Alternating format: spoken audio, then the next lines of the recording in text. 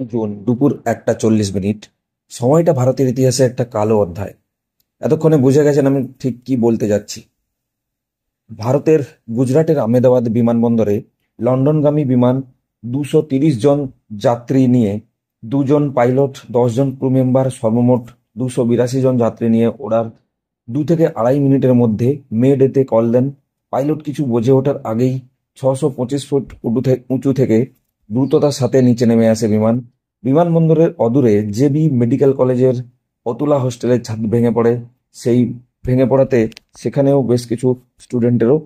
আলোচনা করব এই বিপর্যয় শুধুমাত্র বিপর্যয়, গাফিলতি নাকি সন্ত্রাস। 171 বোয়িং এই বিমানটি সম্পূর্ণ আধুনিক প্রযুক্তিতে সুসজ্জিত ছিল।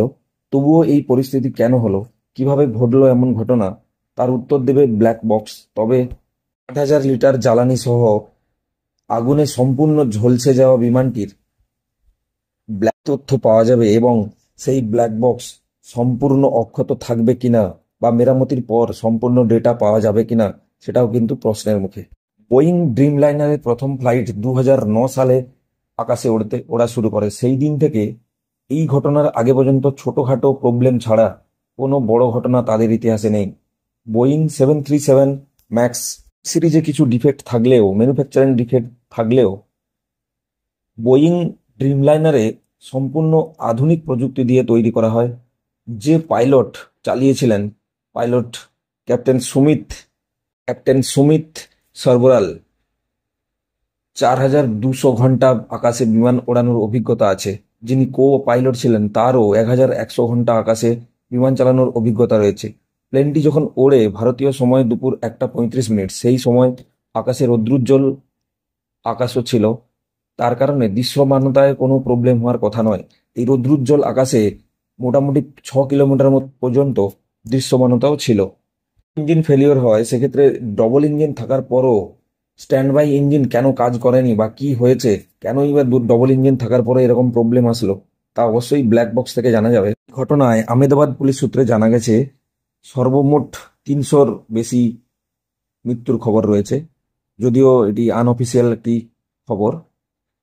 মধ্যেও শুধুমাত্র একজনই, সিট নম্বর 11, তিনি অলৌকিকভাবে বেঁচে ফিরেছেন, যেটা খুবই ভালো খবর। কিনা সন্ত্রাস। খলিস্তানি জঙ্গি শিখ ফর জাস্টিস সংগঠনের প্রতিষ্ঠাতা গুরপথ ওয়ান সিং পান্নুন 2023 নভেম্বরে হুমকি দিয়েছিলেন এয়ার ইন্ডিয়ার বিমান উড়িয়ে দেওয়া হবে। ভিডিও বার্তায় বলেছিলেন এই বছরের 19 নভেম্বরের পর যে কোনো শিখ এয়ার ইন্ডিয়া বিমানে যেন না যাতায়াত করে। এটাই হতে চলেছে শিখ স্বাধীনতা যুদ্ধের শেষ পর্ব। 2024 সালের সেপ্টেম্বর থেকে শুরু হয়েছিল লাগাতার দেশের বিভিন্ন বিমানবন্দরে থ্রেড কল। বিমানে বিস্ফোরক আছে, তল্লাশি করে কিছু পাওয়া যায়নি ঠিকই, কিন্তু সব থেকে বেশি এই হোক্স কলগুলি এসেছিল এয়ার ইন্ডিয়ার কাছেই। 2024 অক্টোবরে 13 বার এই কল এসেছিল। খুনের হুমকিও ছিল কিন্তু এবছরও। 2025 সালের শুরু থেকেই লাগাতার টেকনিক্যাল ফল্ট নিয়ে চলছিল বোয়িং 787 ড্রিমলাইনার। মাত্র 25 দিনের মধ্যে নিয়ম করে হাইড্রোলিক লিক, ফ্ল্যাপ ম্যালফাংশনিং এবং ইঞ্জিন সমস্যা, এই নিয়েই চলছিল। এয়ারক্রাফট অ্যাক্সিডেন্ট ইনভেস্টিগেশন ব্যুরো বিস্তারিত তদন্ত শুরু করতে চলেছে। একই সঙ্গে কেন্দ্রীয় তদন্তকারী সংস্থা এনআইও এই তদন্তে যুক্ত হতে চলেছে। সব থেকে উল্লেখযোগ্য, ভারতে আজকালের মধ্যে আসবেন মার্কিন তদন্তকারী সংস্থা অর্থাৎ বোয়িং এর টেকনিক্যাল ইঞ্জিনিয়াররাও।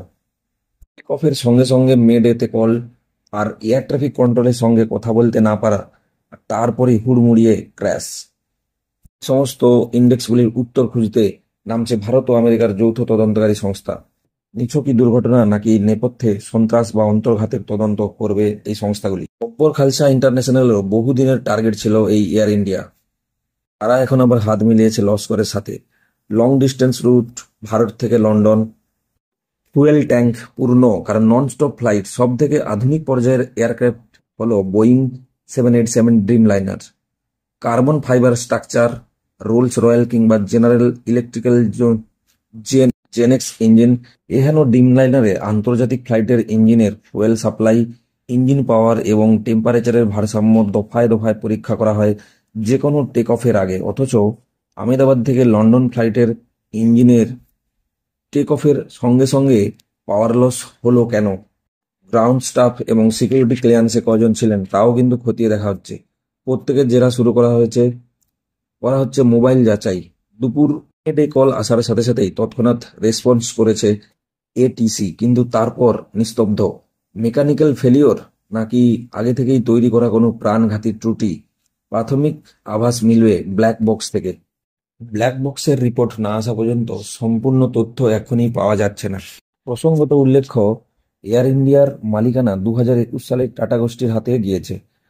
তারপর এই প্রথম কোনো দুর্ঘটনা ঘটল এই সংস্থার বিমানে। নিহতদের পরিবারকে 1 কোটি টাকা করে ক্ষতিপূরণের কথা ঘোষণা করেছে টাটা গোষ্ঠী এবং আহতদের সম্পূর্ণ চিকিৎসার দায়িত্ব তারা বহন করবে বলে জানিয়েছে। দুর্ঘটনার হাড় হিম করা বিভিন্ন ভিডিও প্রকাশ্যে এসেছে। সুদূর লন্ডন যাওয়ার জন্য বিমানটিতে প্রায় 60,000 লিটার জ্বালানি ভরা হয়েছিল। ফলে দুর্ঘটনার পর বিমানের ধ্বংসাবশেষ এবং লাগোয়া বহুতলে আগুন নেভাতে গিয়ে হিমশিম খেতে হয়েছে দমকল বাহিনীকেও। পুরো কালো হয়ে যায় বহুতলে এবং গাছপালা।